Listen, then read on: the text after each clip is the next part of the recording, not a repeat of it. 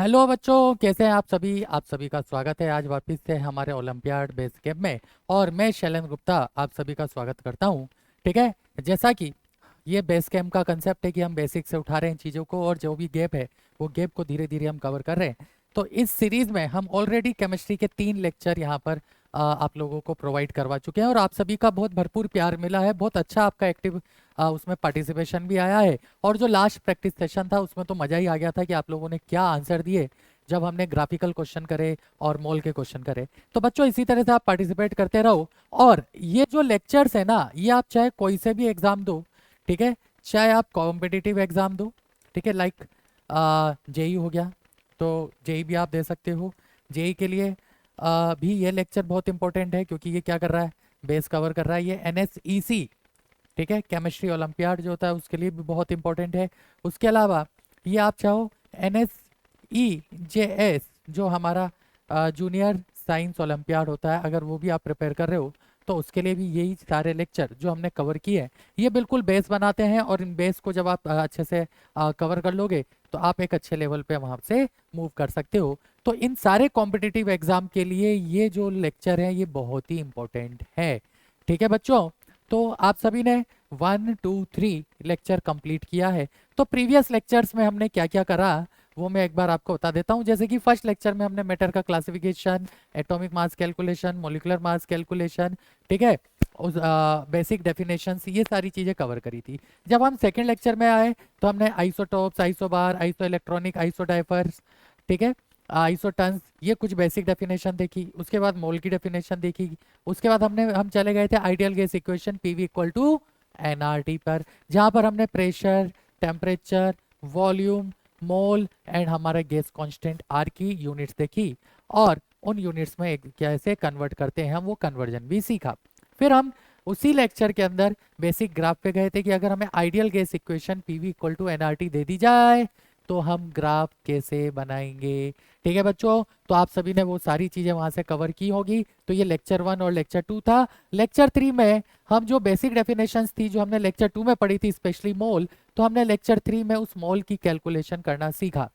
ठीक है, तो मोल कैलकुलेशन हमने लेक्चर 3 में सीखा, और उस कैलकुलेशन को आगे कैसे यूज करना है, मोल कैलकुलेशन का जो बेसिक यूज है वो कहाँ पर है, वो हम आज के लेक्चर में यहाँ पर कवर करेंगे। और जो आज का लेक्चर है, आप चाहे कोई सा भी कॉम्पिटिटिव एग्जाम दो ना बच्चों, कोई सा भी इंडिया के अंदर जहाँ पर केमिस्ट्री आती है, ठीक है, उसमें मोल आता है, तो आज का लेक्चर बहुत ज़्यादा इंपॉर्टेंट होने वाला है। क्यों? क्योंकि आज हम किसी भी रिएक्शन के अंदर मोल को यूज करना सीखेंगे। किसी भी रिएक्शन के अंदर बच्चों मोल को यूज करना सीखेंगे। कैसे सीखेंगे, तो उसके लिए हम बच्चों आज की क्लास स्टार्ट करते हैं। और अगर आप लोगों के कोई डाउट है, वैसे तो आप लोगों ने कमेंट में बहुत अच्छे से आंसर दिया था जो मैंने आपको होमवर्क अभी तक दिए हुए हैं, बट अगर कोई पर्टिकुलर डाउट है कि सर हमें ये वाले टॉपिक समझने हैं, या हमें सर इस तरह के क्वेश्चंस और प्रैक्टिस करने हैं, कहाँ से करें, कैसे करें, क्या इसके लिए अप्रोच होनी चाहिए, क्या इसके लिए मटेरियल होना चाहिए, क्या इसके लिए पाथ होना चाहिए, आप हमें कमेंट बॉक्स में लिख सकते हैं। और डेफिनेटली हम उसके लिए आपको कैसे गाइडेंस करनी चाहिए वो सारी की सारी गाइडेंस यहाँ पर प्रोवाइड करेंगे। ठीक है बच्चों, तो स्टार्ट करते हैं आज का लेक्चर। बिल्कुल स्टार्ट करते हैं। तो देखो बच्चों, प्रीवियस कुछ लेक्चर्स में हमने क्या देखा था, हमने मोल कैलकुलेशन देख लिया। मोल कैलकुलेशन देखा ना, कितने फॉर्मूले देखे मोल के, 4 फॉर्मूले देखे। क्या, given mass upon molar mass. फिर क्या देखा था हमने, वॉल्यूम, ठीक है, कौन सी यूनिट में, लीटर में, अपॉन 22.7। मैंने बोला था कि करंट डाटा बच्चों एसटीपी पे आप 22.7 है, ये भी मैंने आपको बहुत क्लियरली वहां बताया था।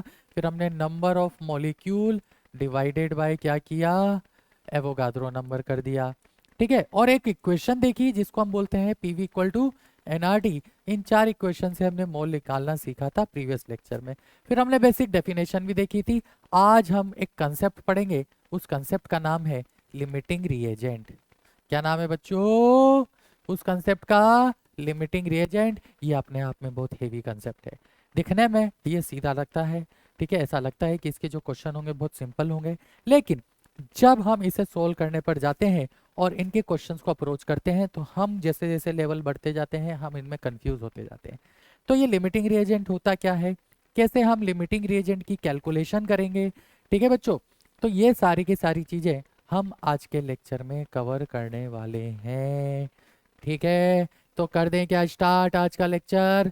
आज का लेक्चर स्टार्ट करने से पहले ये मैं आपको बहुत क्लियर कर दूं कि आपको ये बेसिक मोल कैलकुलेशन आनी चाहिए, जो कि हमने लेक्चर नंबर 3 में कवर किया है।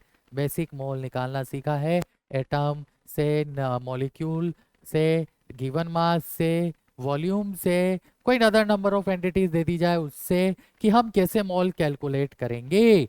तो स्टार्ट करते हैं आज की अपनी क्लास का बहुत ही शानदार, बहुत ही खतरनाक और बहुत ही प्यारा टॉपिक, जिसका नाम है लिमिटिंग रिएजेंट। ठीक है बच्चों, चलो अब जैसा कि आप सभी को नाम से समझ में आ रहा है, क्या लिखा है, लिमिटिंग रिएजेंट।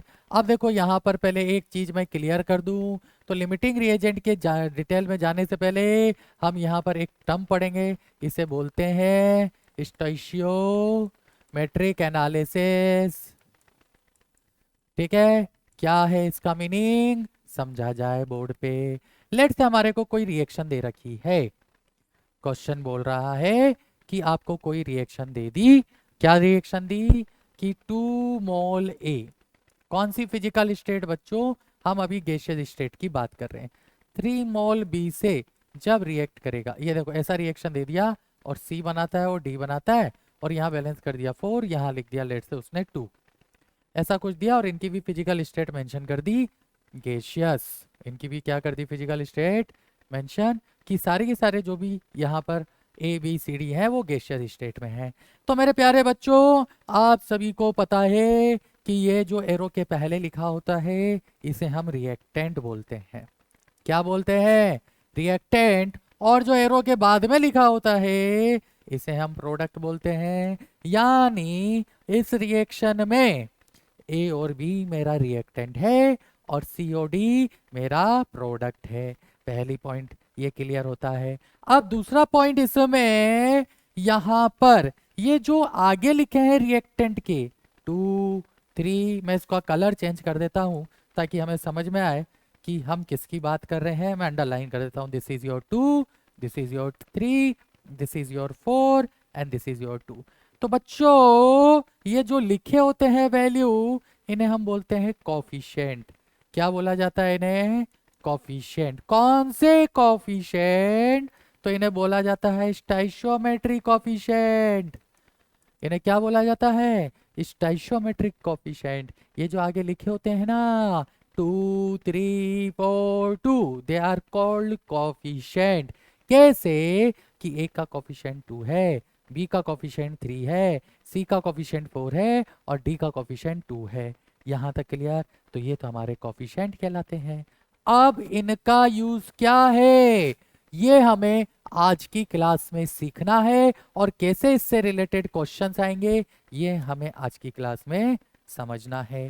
ठीक है, जैसे कि क्या हम इसका मीनिंग लगाएंगे, तो हम इससे क्या बोलेंगे, हम इसका मीनिंग लगाएंगे कि जब 2 मोल ऑफ ए रिएक्ट करता है किसके साथ, 3 मोल ऑफ बी के साथ। ध्यान से सुनना, जब 2 मोल ए रिएक्ट करता है किसके साथ, 3 मोल बी के साथ, तो हमारा 4 मोल सी बनता है एंड 2 मोल डी बनता है।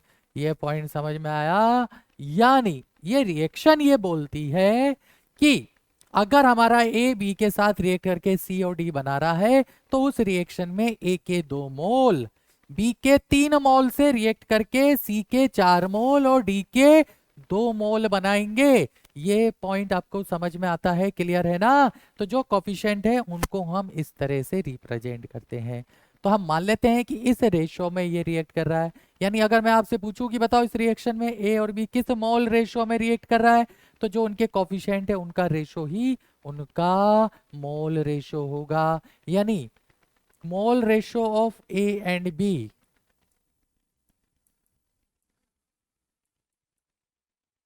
Equal to stoichiometric coefficient of A upon stoichiometric coefficient of B. यानी अगर मैं आपसे पूछूं कि बताओ ए और बी किस मोल रेशो में रिएक्ट कर रहे हैं, तो आप क्या बोलोगे? जो उनके कोफिशिएंट का रेशो है उस रेशो में रिएक्ट कर रहे हैं, और कोफिशिएंट का रेशो क्या है? 2:3 है। यानी ए के 2 मोल बी के कितने मोल? 3 मोल के साथ रिएक्ट करेंगे। पहला पॉइंट क्लियर है। अब हम आगे बढ़ते हैं कि ये तो समझ में आया, अब इस पे क्वेश्चन कैसे आएंगे। तो सबसे पहले हमें ये समझना जरूरी है। हम जाते हैं नेक्स्ट स्लाइड पर। ठीक है बच्चों, तो नेक्स्ट स्लाइड पे आते हैं। दोबारा से ये लिखते हैं कि 2a plus 3b gives 4c plus 5d। ये हमें दिया हुआ है। ठीक है ना बच्चों, ये हमें दिया हुआ है, तो हम यहाँ पर लिख लेते हैं। लिख लिया। अब इससे देखो क्या मीनिंग निकालेंगे। इससे मीनिंग निकालेंगे कि 2 मोल ए का जब 3 मोल बी से रिएक्ट कर रहा है, 4 मोल सी का और 5 मोल डी का बना रहा है, ये तो हमें समझ में आता है। बट अब क्वेश्चन में कुछ और दिया हुआ है। क्वेश्चन बोल रहा है कि ए का 1 मोल है हमारे पास क्वेश्चन ने बोल दिया कि ए का 1 ही मोल है। एक ही मोल पर लिया हमने ए का, तो बताओ बी का कितना रिएक्ट करेगा, सी का कितना फॉर्म होगा, डी का कितना फॉर्म होगा। भाई पहले तो हमें ये समझ में आया कि ये इसके 2 के लिए इसका 3 लगता है, इसका 4 बनता है, इसका 5 बनता है, अगर हम इस रिएक्शन को करेक्ट माने। प्रीवियस रिएक्शन गई, अब हम नया रिएक्शन देख रहे हैं यहाँ पे। ठीक है, तो हमने क्या बोला कि अब क्वेश्चन ने बोल दिया कि हमारे पास ए का कितना मोल है? 1। बताओ बी का कितना रिएक्ट करेगा। तो ऐसे केस में आपको क्या करना होता है? एक डब्बा बनाना होता है। क्या बनाना होता है? डब्बा बना दो। इधर लिखो ए जिसका दिया हुआ है मोल, इधर लिखो बी जिसका हमें निकालना है। अब हमें रिएक्शन से देखो बहुत क्लियर है कि ए का जब 2 मोल रिएक्ट करता है तो बी का 3 मोल रिएक्ट करेगा। अरे दिया हुआ है ना, देखो 2 और 3 यहां पर क्लियर है। तो अब क्वेश्चन बोल रहा है कि हमारे पास तो ए 1 मोल ही है। ए हमारे पास कितने मोल है? ओनली 1 मोल। तो बी कितना रिएक्ट करेगा? Question mark. अब क्या करना होता है? अब इसको हम करते हैं क्रॉस मल्टीप्लाई। क्या करते हैं इसको हम? Cross multiply. तो 2 क्रॉस मल्टीप्लाई, आप चाहो तो इसको x मान लो, ये जो क्रॉस मल्टीप्लाई है x मान लो, समझना आसान होगा। तो 2x इक्वल टू 3, तो x इक्वल टू 3/2। यानी यहाँ पे जो b रिएक्ट करेगा वो कितने मोल रिएक्ट करेगा? 3/2 मोल रिएक्ट करेगा। ये समझ में आता है? b कितना रिएक्ट करेगा? 3/2 मोल रिएक्ट करेगा। ठीक है, अब क्वेश्चन देखो क्या बोल रहा है। अब क्वेश्चन बोल रहा है चलो ये तो समझ में आ गया कि जब इसके 2 मोल होते हैं तो इसके 3 रिएक्ट करते हैं, तो इसका 1 होगा तो इसका 3/2 रिएक्ट करेगा। इसमें कौन सी बड़ी बात है? ठीक है भाई, नहीं है। अब मुझे सी का भी बता दो कि सी का कितना मोल रिएक्ट करे फॉर्म होगा। तो देखो अब आप क्या करो, आप ये स्टेप फॉलो करना, क्योंकि यहाँ पर तो अभी बहुत सिंपल कैलकुलेशन है और 2 ही रिएक्टेंट हैं। ठीक है, लेकिन जब क्वेश्चंस आते हैं तो उसकी कैलकुलेशन थोड़ी कॉम्प्लिकेटेड होती है। रिएक्टेंट उसमें 2 से ज्यादा भी हो सकते हैं, तो वहां पर यही डब्बा मेथड आपको सही और एक्यूरेट वैल्यू निकालता है, क्योंकि जल्दबाजी में आप लोग गलतियां करोगे और करते आए हो, तो इसलिए डब्बा बनाना ना भूलें। यहाँ लिखें ए, यहाँ लिखें बी। हमें पता है कि ए के 2 मोल के लिए बी का कितना, बी अब बी थोड़ा निकालना है, हमें क्या निकालना है? सी। तो जो भी हमें निकालना है ना वो लिखो, हमें सी निकालना है तो सी लिखेंगे। तो ए के 2 के लिए सी का कोफिशिएंट कितना है? 4, तो लिख दो सी का 4। ए का दिया कितना है हमारे पास? 1, तो सी का कितना बनेगा उसको मान लो x। कर दो क्रॉस मल्टीप्लाई, तो कितना आ गया देखो? 2x equal to 4, x equal to कितना? 2। यानी सी का 2 मोल फॉर्म होगा। सी का कितना मोल फॉर्म होगा बच्चों? 2 मोल फॉर्म होगा। ये क्लियर? बहुत बड़ी बात। तो अभी जल्दी से मुझे बता दो कि अब डी का यहाँ पे कितना मोल फॉर्म होगा। तो क्या करना है? हमें रिलेशन लगाना है, डब्बा बनाना है। किसके साथ बनाना है? ए के साथ बनाना है। दूसरी तरफ क्या लेना है? डी लेना है, क्योंकि डी को पूछा है। हमें दिया हुआ है कि ए का कोफिशिएंट कितना है बच्चों? 2 और डी का कितना है? 5। तो 2 के लिए 2 के लिए 5 है। अब ए कितना दिया है क्वेश्चन में 1, तो उसके लिए क्या होगा, x क्या कर दे, क्रॉस मल्टीप्लाई, तो 2x इक्वल टू 5, तो x इक्वल टू 5/2, 5/2 बोले तो 2.5, 5/2 बोले तो 2.5। ये क्लियर, यानी डी के यहाँ पर 2.5 मोल बनेंगे। ठीक है, तो ये हमारा कहलाता है स्टोइकियोमेट्री एनालिसिस। पहले हमें रिएक्शन बैलेंस करनी होती है, जो रिएक्शन में लिखे हुए होते हैं वो कॉफिशिएंट कहलाते हैं, और उन कॉफिशिएंट के बेसिस पे हम उनको रिएक्ट करवाते हैं। और अगर किसी एक रिएक्टेंट के बारे में दिया होता है तो उसको यूज करके बाकी सारे रिएक्टेंट एंड प्रोडक्ट की वैल्यू हम बताते हैं। ठीक है बच्चों, तो ये तो था हमारा एनालिसिस। अब एक क्वेश्चन और कर लेते हैं इससे रिलेटेड, ताकि आपको थोड़ा सा ये चीज और क्लियर हो जाए, और फिर हम जाएंगे कि लिमिटिंग रिएजेंट निकालते कैसे हैं, कब लिमिटिंग रिएजेंट का कंसेप्ट लगता है, क्या होता है लिमिटिंग रिएजेंट, कैसे हम उसको यूज करके क्वेश्चन सोल्व करते हैं। जैसे कि एक हम लाइव एग्जांपल लेते हैं, हमें एक रिएक्शन दी है N2 प्लस H2 गिव्स क्या, 2NH3। ये एक रिएक्शन है, तो सबसे पहले बैलेंस करने की जरूरत है। तो देखो नाइट्रोजन 2 है, तो 2 नाइट्रोजन है, यानी यहाँ पे 1 आ गया। अब हाइड्रोजन भी उसने बैलेंस करके हमें दे दी, 3H2 आती है, ये उसने अभी क्वेश्चन में दे दी। बैलेंस करना मैं मान के चल रहा हूँ कि आप लोगों को आता है, और अगर बैलेंस करना नहीं आता है तो बैलेंस करना सीख लेना। एक एक एटम को हम क्या करते हैं, बैलेंस करते हैं। जैसे कि मैं बता देता हूँ, जैसे कि मुझे यहाँ चेक करना है हाइड्रोजन एटम, इधर कितने हाइड्रोजन एटम है, तो देखो 3 इंटू 2 6, इधर देखोगे तो 2 इंटू 3, यहाँ भी 6। अब अगर मैं बात करूँ नाइट्रोजन एटम, तो 2 इंटू 1 2, ठीक है, यहाँ पर 2 इंटू 1 2, तो देखो दोनों एटम बैलेंस है ना। तो हमें चेक करना होता है कि रिएक्शन में जितने भी एलिमेंट हमें दिए हुए हैं, जितने भी एटम हमें दिए हुए हैं, क्या ये सारे के सारे बैलेंस है कि नहीं है। क्लियर, तो हमारे पास ये बैलेंस रिएक्शन क्वेश्चन ने दे दी है। बहुत बढ़िया। अब क्वेश्चन बोल रहा है कि इसके 28 ग्राम है, ठीक है, इसका कितना ग्राम दिया हुआ है, 28 ग्राम। तो बताओ इसका कितना रिएक्ट करेगा, रिएक्ट मास बोलो, कितना मास रिएक्ट करेगा और कितना मास इसका फॉर्म होगा। क्वेश्चन समझ में आया। क्वेश्चन बोल रहा है ये एक रिएक्शन है, जिस रिएक्शन में N2 उन्होंने 28 ग्राम दे दिया, बताओ H2 का कितना मास फॉर्म होगा, सॉरी H2 का कितना मास रिएक्ट करेगा और अमोनिया का कितना मास फॉर्म होगा। तो बच्चों सबसे बड़ी गड़बड़ आप लोग यही करते हो, आप सीधा मास में चले जाते हो, मास में स्टोइकियोमेट्री एनालिसिस लगा देते हो। तो बच्चों ये नहीं करना है, मास में स्टोइकियोमेट्री एनालिसिस नहीं लगाना है। इसको बहुत इंपॉर्टेंट पॉइंट करके लिख लेना कि मास में हम स्टोइकियोमेट्री एनालिसिस नहीं लगाते। स्टोइकियोमेट्री एनालिसिस हम लगाते हैं सिर्फ और सिर्फ मोल के साथ या प्रेशर और वॉल्यूम के साथ। जब वो गैसियस हो वो कैसे लगाते हैं वो हम आगे सीखेंगे। ठीक है, तो अभी हम बात करते हैं मोल की। तो अगर आपको मास दे दिया है या आपको नंबर ऑफ एटम्स दे दिए गए हैं, आप चुपचाप उससे मोल निकाल लो, ज्यादा इधर उधर दिमाग लगाने की जरूरत नहीं है। तो आपने इसका मोल निकाला, मोल कैसे निकालेंगे, गिवन मास होता है 28 अपॉन मोलर मास N2 का 14 इंटू 2 28 होता है, तो ये हमारा मोल आ गया 1। अब तो बहुत ही सिंपल हो गया भाई। अब तो बचा ही क्या है क्वेश्चन में कि हमें क्या करना है, हमें डब्बा बना लेना है। तो मैंने कहा बना लो, किसके साथ लगाना है, तो आपने बोला N2 के साथ लगाना है, मैंने कहा लिख दो। दूसरा क्या है, H2 निकालना है, तो दूसरी तरफ H2।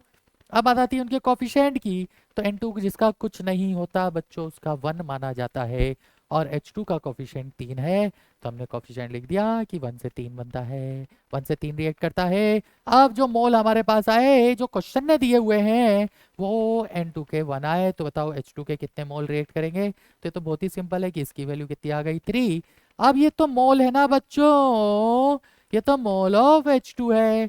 क्या मैं इसे given mass upon molar mass नहीं लिख सकता, हमसे तो गिवन मास पूछा है, और H2 का मोलर मास कितना होता है, 2 होता है।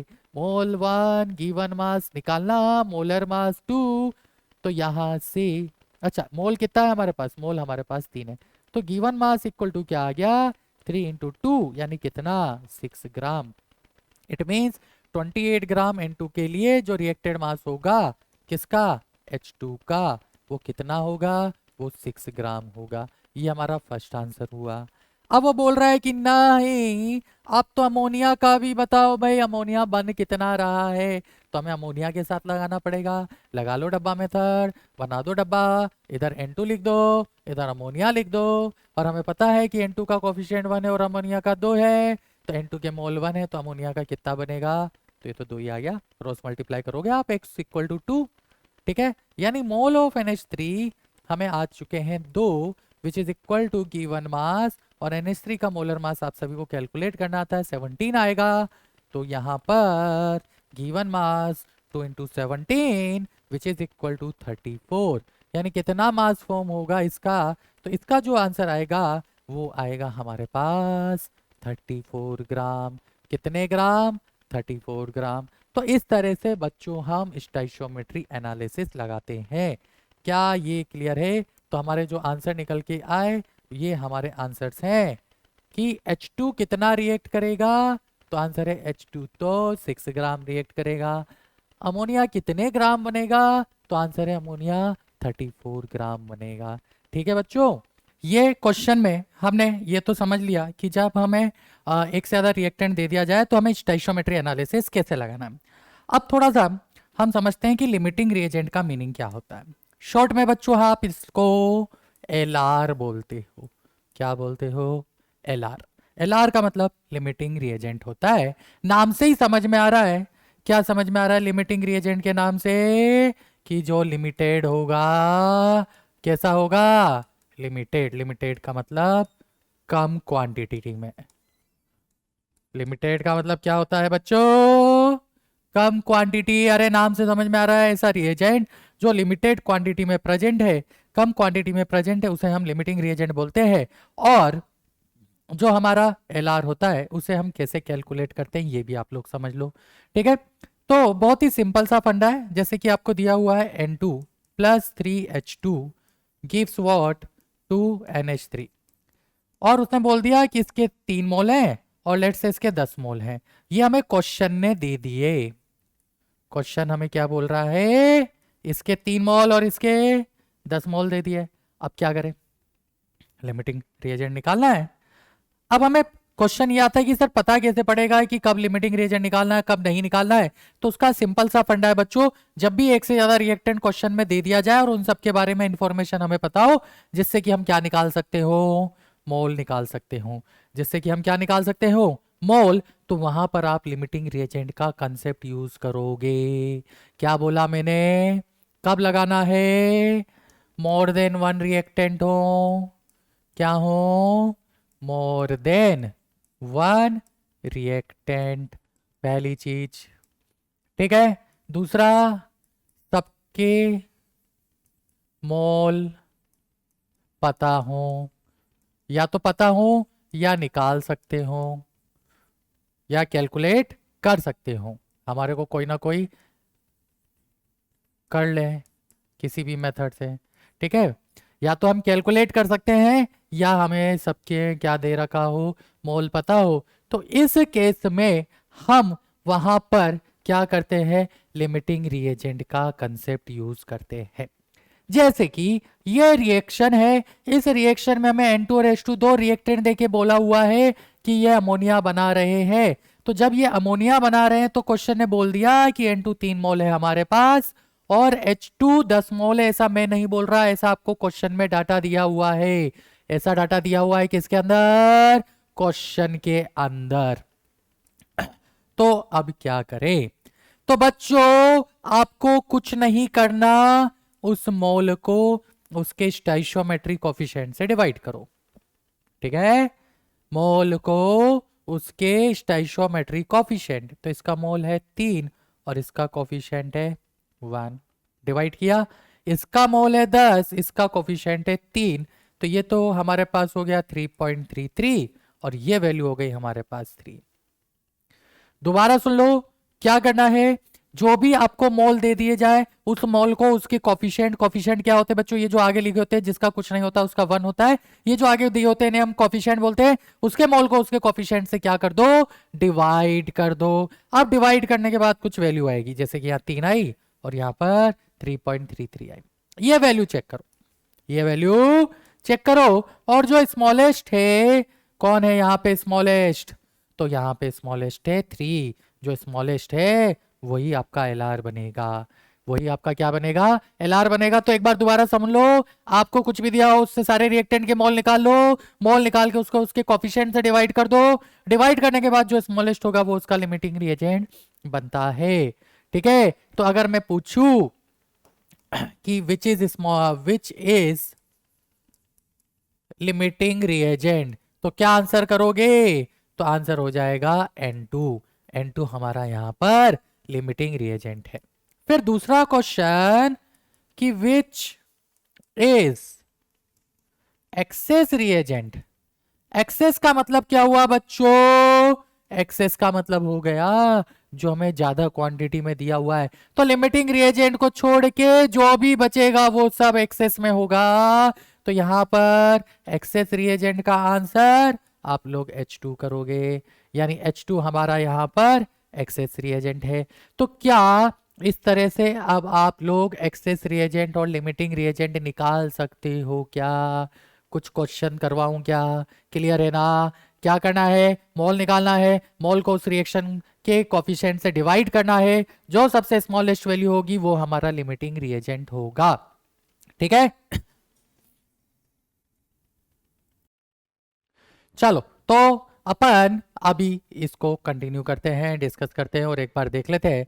देखो, एक बहुत ही सिंपल सा क्वेश्चन आपको दिया हुआ है। क्वेश्चन क्या है, पहले बिल्कुल बेसिक से करेंगे। आपको रिएक्शन दी है 2A plus 3B gives 4C।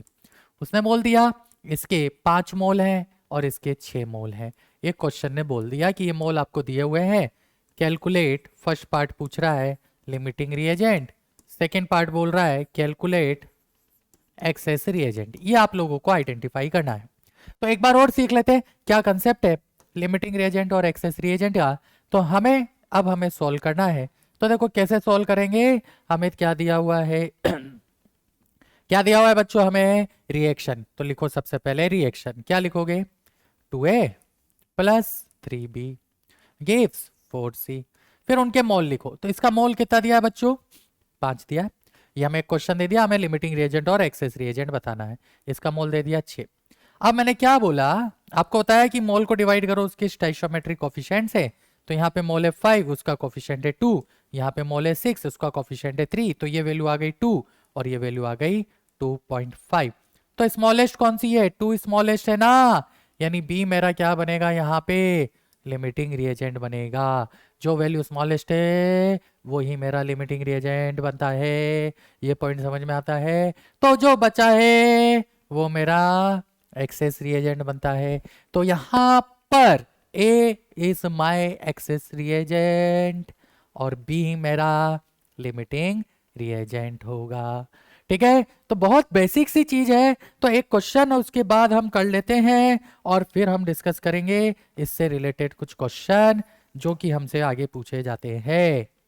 ठीक है बच्चों, तो कर दो डिस्कस, कर लें एक और क्वेश्चन, हो जाएगा आप सभी से? अरे बोल दो। तो ये लो आप लोगों के लिए question 2A plus 3B plus 4C। ABC करके कुछ तो हमें दिया हुआ है, कोई रिएक्टेंट है ABC और उसने रिएक्शन बैलेंस दे दी और आपको बोल रहा है कि 5D। बताओ, ये 5D बना रहे, इसका मोल दे दिया 10, इसका भी मोल दे दिया 10, इसका भी मोल दे दिया 10। ये क्वेश्चन ने मोल दिया हुआ है। क्वेश्चन ने क्या दे दिया? ये मोल दे दिया। अब मोल दे दिया तो हमसे बोल रहा है क्वेश्चन पार्ट 1 कैलकुलेट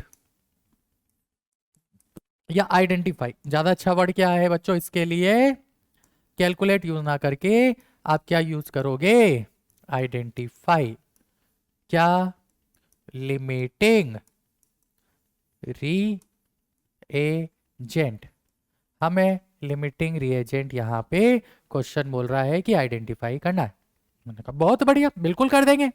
और दूसरा वो बोल रहा है कि आइडेंटिफाई एक्सेस रिएजेंट। और क्या आइडेंटिफाई करना है? एक्सेस रिएजेंट आइडेंटिफाई करना है। अब कैसे सॉल्व करें? ठीक है, तो आप लोग कैसे सॉल्व करोगे सबसे पहले आप लोगों को पता है कि आप रिएक्शन लिखो, 2A plus 3B plus 4C gives 5D। आपने रिएक्शन लिख दी। यही करना है कि जो भी डाटा आपको दिया हुआ है, आपको एक रिएक्शन दी हुई है बच्चों इस क्वेश्चन में, 2A plus 3B plus 4C gives 5D, सबके मोल दे दिए और आपको लिमिटिंग रिएजेंट और एक्सेस रिएजेंट आइडेंटिफाई करना है। तो मोल लिखो 10 10 10 लिख दिया। अब क्या करना है, मोल बाय स्टोइचियोमेट्री कोफिशिएंट करना है। तो ये 10/2 कोफिशिएंट, ये जो लिखे होता है ना बच्चों, ये आगे कोफिशिएंट होते हैं। तो इसका मोल है 10, कोफिशिएंट है 2। इसका मोल है 10, कोफिशिएंट है 3, तो ये हो जाएगा 10/3। इसका मोल है 10, ये 10 अपॉन कोफिशिएंट है 4, तो ये हो गया 4। तो ये वैल्यू आती है 5, ये वैल्यू आती है 3.33 और ये वैल्यू आती है कितना 2.5। तो कौन सी वैल्यू यहाँ पर सबसे कम है, 4C की। तो हम बच्चों क्या बोलेंगे, जिसका भी मोल अपॉन एससी मिनिमम होगा वही हमारा एलआर होगा। जिसका भी मोल अपॉन एससी हमारा मिनिमम होगा वही हमारा एलआर होगा।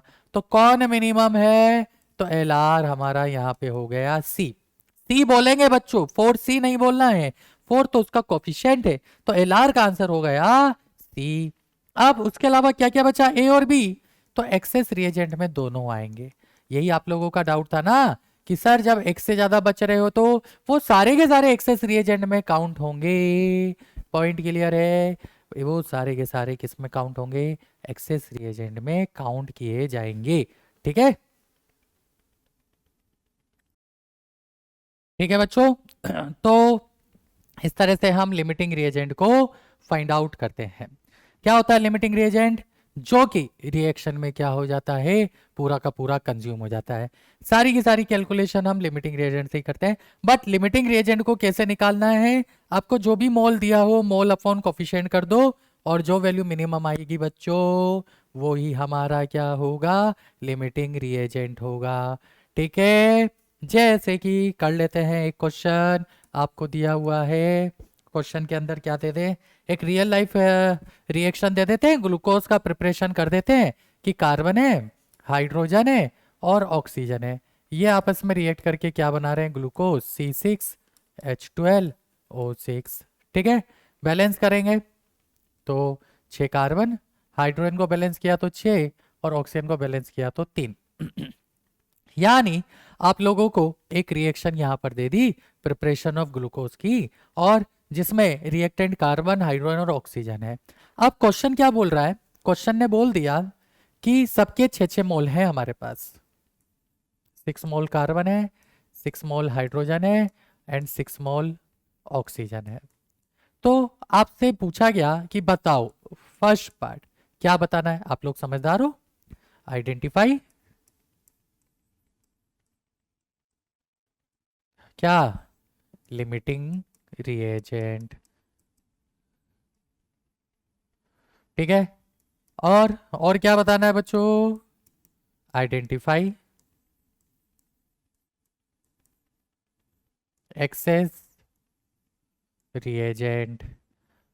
तो ये जो क्वेश्चन है ना, ये क्वेश्चन ना केवल NaCC या आपका जो INCHO है, ठीक है, मतलब INCHO तो उसका बेस है ये, मतलब ये अगर आपको समझ में आएगा तो हम जब ये आप जितने भी ओलंपियाड एग्जाम हो, चाहे वो NSCC हो या NSCJS हो, ठीक है, या जेई का पेपर हो, इन सब में ये हमारा है ना, ये जो टॉपिक है ना ये बेस होता है। हमें लिमिटिंग रिएजेंट आइडेंटिफाई करना आना चाहिए। सबसे ज़्यादा हम क्या करते हैं, हम लिमिटिंग रिएजेंट देखते ही नहीं है और हम उसकी गलत कैलकुलेशन कर देते हैं और आगे बढ़ जाते हैं। तो हमें लिमिटिंग रिएजेंट तो किसी भी कंडीशन में आइडेंटिफाई करना आना चाहिए, क्योंकि NSEC का एग्जाम हो, NSCJS का हो, जेई का हो, कोई सा भी कॉम्पिटिटिव एग्जाम हो बच्चों, इन सब में ये कंसेप्ट हमारा क्या होता है, यूज होता है। तो ये कंसेप्ट आपको क्लियर रखना है, इस कंसेप्ट पे और प्रैक्टिस करनी है ना। इसके फिर नेक्स्ट लेवल पे तो आप लोग जब पढ़ोगे, प्रिपरेशन कर रहे होंगे, तो वहां पे आप नेक्स्ट लेवल में जाते हो, लेकिन ये इसका बेसिक लेवल है। और जैसा कि आपको बताया हम क्यों हैं यहाँ पे, बेस कवर करने के लिए हैं। बेस हमने कवर भी किया है, बहुत अच्छे क्वेश्चन भी, जब हमने प्रैक्टिस सेशन आया था तो अच्छे क्वेश्चन भी करे थे, अच्छे क्वेश्चन की प्रैक्टिस भी करी थी, ठीक है। ग्राफ भी हमने देखे थे, मॉल की कैलकुलेशन भी करी थी। तो अगर अभी भी कोई ऐसा बच्चा है जिसको मॉल कैलकुलेट करना नहीं आ रहा है, तो आप लोग क्या करो, जो मैंने लेक्चर 1, 2 और 3 अभी आप लोगों के साथ शेयर किए हुए हैं, वो लेक्चर को अच्छे से देखो, वहां से मॉल के क्वेश्चंस की प्रैक्टिस करो। और उसके बाद जब मैंने प्रैक्टिस सेशन में क्वेश्चन कराए तो वहां पे भी अपन ने काफी अच्छे क्वेश्चन, जो बच्चे वहां पर प्रेजेंट थे उन लोगों ने डिस्कशन किया और काफी अच्छे लेवल तक हम क्वेश्चंस को लेके गए थे। बेसिक पे ही हम उतने अच्छे लेवल पे क्वेश्चन लेके गए थे कि मजा आ गया था उस लेक्चर में। वो लेक्चर भी आप लोग देखो और बेस अपना स्ट्रॉन्ग करो। जब तक आप बेस स्ट्रॉन्ग नहीं करोगे ना बच्चों, तब तक एग्जाम में हमें मजा नहीं आएगा। मतलब आप प्रिपरेशन कर रहे होंगे, आधी चीजें क्लियर है, आधी चीजें क्लियर नहीं है, तो है ना वो माइंड थोड़ा सा ये रहता है कि यार पास वाला बच्चा तो यूं फटाफट आंसर कर रहा है, हम तो वो सोच ही नहीं पा रहे। क्यों? क्योंकि ये बेसिक चीजें उसको आती है। ये बेसिक ऐसी चीजें हैं जो कि आपको आना भी चाहिए। ये जब आपको आएगा तभी आप बहुत ही स्ट्रांग वे में प्रिपरेशन कर पाओगे किसी भी, किसके लिए, ओलंपियाड के लिए। ठीक, तो एक बार देख लेते हैं अपन क्या करेंगे यहाँ पे। तो देखो हमें तो क्या करना है, मोल बाय कोफिशिएंट करना है। तो इसके मोल है 6, कोफिशिएंट है 6, तो ये वैल्यू आ गई 1। इसके मोल है 6, कोफिशिएंट है 6, ये वैल्यू भी आ गई 1। इसके मोल है 6 और कोफिशिएंट है 3, तो ये वैल्यू आ गई 2। तो आप देखो मिनिमम वैल्यू यहाँ पर 2 है। अच्छा क्वेश्चन है, ऐसी मजाक नहीं है भाई ये, ठीक है। इसमें आप लोगों के डाउट आते हैं कि सर अब क्या करें। तो यहाँ पर देखो बेटा क्लियरली दिख रहा है कि ये दोनों मिनिमम वैल्यू है और ये दोनों इक्वल है। मॉल बाय कोफिशिएंट यहाँ पर भी 1 आ रहा है, मॉल बाय कोफिशिएंट यहाँ पर भी 1 आ रहा है। अब क्या, दो दो सर सेम वैल्यू आ गई। अरे तो बच्चों दो दो सेम वैल्यू आ गई तो आ जाने दो, दोनों ही मिनिमम है, तो दोनों ही हमारे क्या बनेंगे, एलआर बनेंगे। यानी इस क्वेश्चन में लिमिटिंग रिएजेंट मेरा कार्बन भी होगा एंड हाइड्रोजन भी होगा। ये समझ में आया? एक से ज्यादा अगर रिएक्टेंट आपके मोल बाय कोफिशिएंट की वैल्यू सेम आती है ना, तो वो दोनों ही आपके लिमिटिंग रिएजेंट बनेंगे। यानी लिमिटिंग रिएजेंट मेरा कार्बन और हाइड्रोजन दोनों है। सेकेंड, सेकेंड मेरा एक्सेस रिएजेंट। तो एक्सेस रिएजेंट क्या होगा, ठीक है, एक्सेस रिएजेंट क्या होगा एक बार देख लेना। तो बचा क्या, ऑक्सीजन। तो यहाँ पर ऑक्सीजन सिर्फ एक्सेस रिएजेंट है। यानी मैंने आपको दो केस बताया, देखो कैसे बताया। केस 1, यहाँ पर ये मेरा मिनिमम था, तो ये मेरा एलआर था और दो ईआर थे। यानी ऐसा भी हो सकता है कि एक्सेस रिएजेंट एक से ज्यादा हो, जैसे कि ये वाला केस। और जब हमने ये वाला केस देखा तो ऐसा भी हो सकता है कि एक्सेस रिएजेंट कम हो और एलआर दो या दो से ज्यादा हो जाए। तो दोनों पॉसिबल है। हेलो हेलो हेलो, ठीक है। तो बच्चों इस तरह से हम क्या करेंगे, लिमिटिंग रिएजेंट कैलकुलेट करेंगे। तो अब बच्चों जो ये लिमिटिंग रिएजेंट है ना, देखो ये बहुत बड़ा कंफ्यूजन आप लोगों को आता है कि क्या सर लिमिटिंग रिएजेंट एक ही हो सकता है क्या। तो देखो यहाँ पर दो लिमिटिंग रिएजेंट निकल के आए, कार्बन और हाइड्रोजन, तो लिमिटिंग रिएजेंट एक से ज्यादा हो सकता है। क्या सर एक्सेस रिएजेंट एक ही होगा क्या? तो उसके लिए हमने पहले देख लिया कि एक्सेस रिएजेंट भी एक से ज्यादा हो सकता है। तो वो डिपेंड करता है बच्चों क्वेश्चन पे, ठीक है, कि क्वेश्चन में हमें क्या दिया हुआ है, ठीक है, उसके अकॉर्डिंग हम लिमिटिंग रिएजेंट और एक्सेस रिएजेंट यहाँ पर कैलकुलेट करते हैं या आइडेंटिफाई करते हैं। तो ये एक से ज्यादा भी हो सकते हैं, कितने भी हो सकते हैं, इससे यहाँ पर कोई फर्क नहीं पड़ेगा, ठीक है। आपको तो मेथड आना चाहिए। मेथड क्या है कि हमें मोल बाय कोफिशिएंट करना है। मोल बाय कोफिशिएंट करके जो भी मिनिमम है, अब वो सारी वैल्यू सारे के सारे मिनिमम इक्वल आ रहे हैं, तो सारे के सारे लिमिटिंग रिएजेंट है, ठीक है। तो जो भी मिनिमम वैल्यू है हमें उसे चेक करनी है और जितनी भी मिनिमम वैल्यू इक्वल आएगी वही हमारा लिमिटिंग रिएजेंट होगा, ठीक। तो अब जैसे कि एक क्वेश्चन है, एक और क्वेश्चन कर लेते हैं आप लोगों की। क्वेश्चन बोलता है कि N2 है प्लस 3H2 है, गिव्स 2NH3 है। उसने बोल दिया कि यहाँ पर ये हमारे को 280 ग्राम दिया है और ये यहाँ पर 600 ग्राम दिया है। जो मैंने पहले क्वेश्चन कराया था उससे थोड़ा सा अलग क्वेश्चन है और अब बोल रहा है कि यहाँ पर आपको लिमिटिंग रिएजेंट आइडेंटिफाई करना है। क्लियर है क्वेश्चन, ठीक है। इसके हमें 280 ग्राम दे दिए क्वेश्चन ने कि 280 ग्राम हमने नाइट्रोजन को 600 ग्राम हाइड्रोजन के साथ मिक्स किया, तो बताओ लिमिटिंग रिएजेंट क्या होगा। और ये बैलेंस रिएक्शन हमें क्वेश्चन लिख के देता है, यानी हमसे क्या पूछा है, आइडेंटिफाई क्या लिमिटिंग रिएजेंट, एलआर बताना है। सिंपल सा क्वेश्चन है। अब ऐसे देखे तो बच्चों क्वेश्चन बहुत सिंपल है, और ऐसे देखे तो आपको ये भी पता है कि ये जो दिया होता है ये हमारा गिवन मास होता है ना, और इससे हम उसको क्या करते हैं, मोलर मास में कन्वर्ट कर देते हैं। ये गिवन मास है और ये हमें क्या करना है, मोलर मास से डिवाइड करके मोल लाना है। तो सबसे पहले मोल निकालो। तो मोल ऑफ N2 कैसे निकालोगे, गिवन मास दिया हुआ है 280 ग्राम और इसका मोलर मास कितना हो गया 28, जो मैं आपको फर्स्ट लेक्चर में कैलकुलेट करना सिखा चुका हूँ, कैसे 14 इंटू 2 से।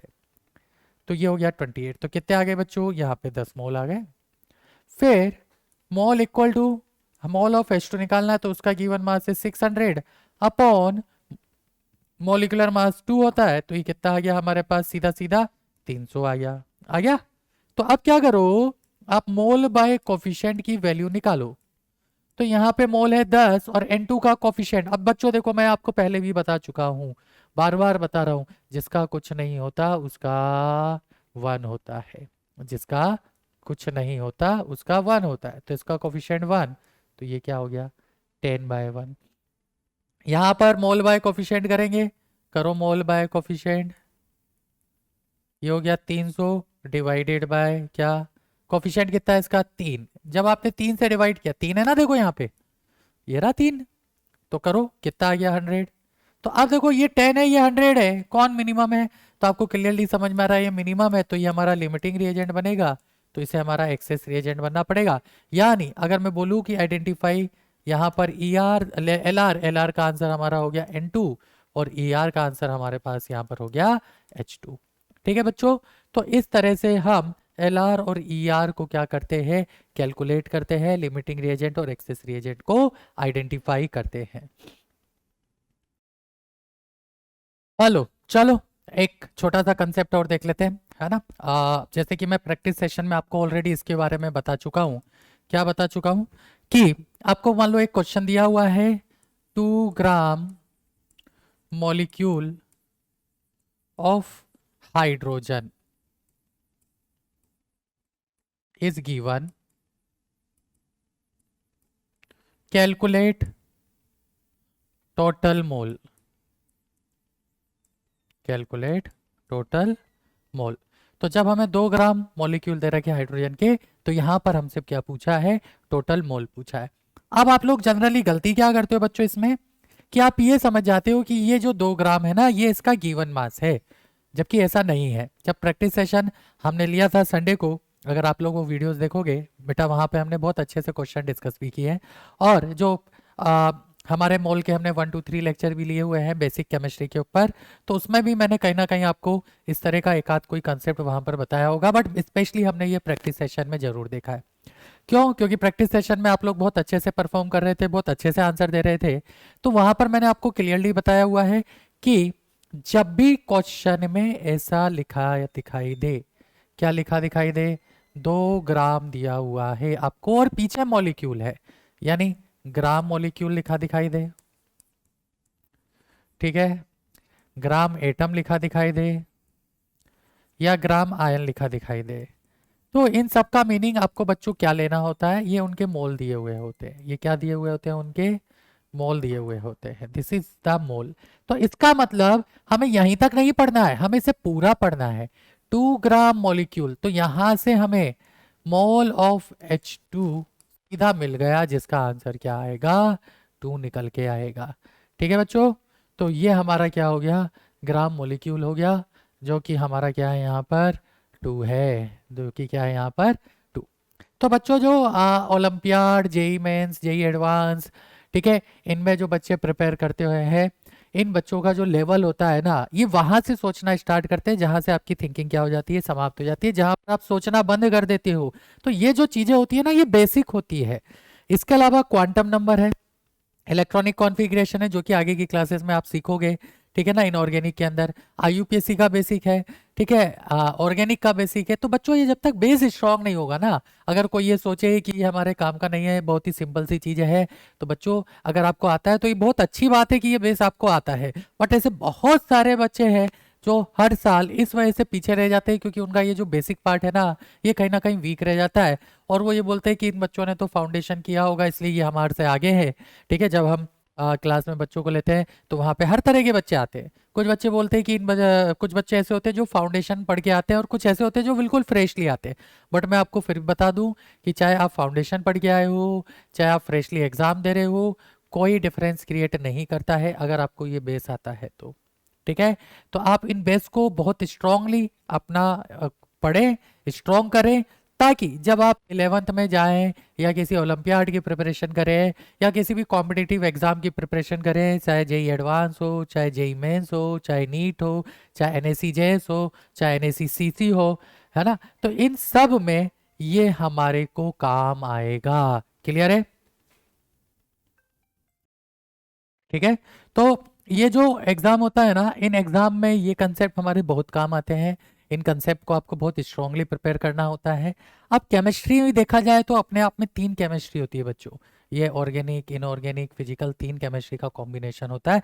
तो हमें 10th तक ऐसा लगता है हमारी केमिस्ट्री बहुत स्ट्रांग है, हमें केमिस्ट्री आती है। जब आप लेकिन 11th के लिए प्रिपेयर करते हो, और अगर आप मेरे से पढ़ रहे हो तो मेरे से पढ़े हुए बच्चों से पूछ लेना कि जब वो क्लास में एंटर होते हैं तब वो बोलते हैं कि सर हमारी केमिस्ट्री बहुत अच्छी है, बहुत अच्छी है। और जब यहाँ हम केमिस्ट्री स्टार्ट करते हैं ना, तो उन्हें लगता है कि सबसे टफ ही केमिस्ट्री है। क्यों? क्योंकि एडवांस में एक अलग ही लेवल की केमिस्ट्री आती है बच्चों। आईएनसीएचओ के एग्जाम में एक अलग ही लेवल का केमिस्ट्री आता है। आपको लगता है कि हलवा है केमिस्ट्री, बिल्कुल बेसिक है, ये बेसिक पढ़ते हो आप। इसको भी अगर आप और डिटेल में ले जाओगे तो वो भी बेसिक है, लेकिन जब आप चैप्टर खोलना स्टार्ट करते हो, चैप्टर के अंदर डिटेल में जाते हो, तो जहां से केमिस्ट्री, जहां पे आपको लगता है कि ये बस यहीं तक होना चाहिए, वहां तो केमिस्ट्री स्टार्ट होती है वहां से। तो इसलिए ये तो बेसिक चीजें बोली जाती है बच्चों, ये बेसिक चीजें आपको आना बहुत जरूरी है। आप कितना भी कुछ कर लो, आप कोई भी बुक कर लो, ठीक है, लेकिन अगर आपका ये बेस क्लियर नहीं है ना, तो आप आगे नहीं बढ़ पाओगे केमिस्ट्री के अंदर। ठीक है, तो केमिस्ट्री को आप क्या करो, थोड़ा सा सीरियसली लो। बच्चे केमिस्ट्री को सीरियसली नहीं लेते हैं। दूसरी सबसे बड़ी गलती जो अभी बच्चे यहाँ पर मेरे से एडवांस पढ़ रहे हैं गुरुकुल के अंदर, वो या किसी भी दूसरे एग्जाम के अंदर, वो क्या करते हैं, कैलकुलेशन छोड़ देते हैं। सर कैलकुलेशन है, कंसेप्ट तो आ गया, कौन करे। ठीक है भाई, मान लिया आपको कैलकुलेशन आती है, तो एग्जाम में भी तो करो। एग्जाम जब आपके पास आता है ना, तो डेसिमल के बाद बच्चों एक्यूरेट 2 डिजिट तक आंसर करना होता है, हलवा नहीं है 2 डिजिट तक आंसर निकालना। मैं आपको बोल दूं 1/3.335 की वैल्यू बताओ, आधे तो उसमें ही उड़ जाएंगे। ठीक है, तो इसलिए आप क्या करो, जब भी केमिस्ट्री, स्पेशली अगर मैं फिजिकल केमिस्ट्री की बात करूँ ना, आपकी कैलकुलेशन सुधार लेना। कैलकुलेशन, जैसे कि अगर आप अभी एनएससीजेएस का एग्जाम्पल लोगे ना, तो एनएससीजेएस के एग्जाम्पल में जो प्रीवियस ईयर के पेपर है, मैंने क्लास में बच्चों को क्लियरली लिखाया था कि आर की वैल्यू आपको 0.0821 लेनी है। ठीक है, जब आप जेई का एग्जाम दोगे या ओलंपियाड का एग्जाम लोगे, अप्रोक्सीमेट ये वैल्यू 1/12.2 होती है।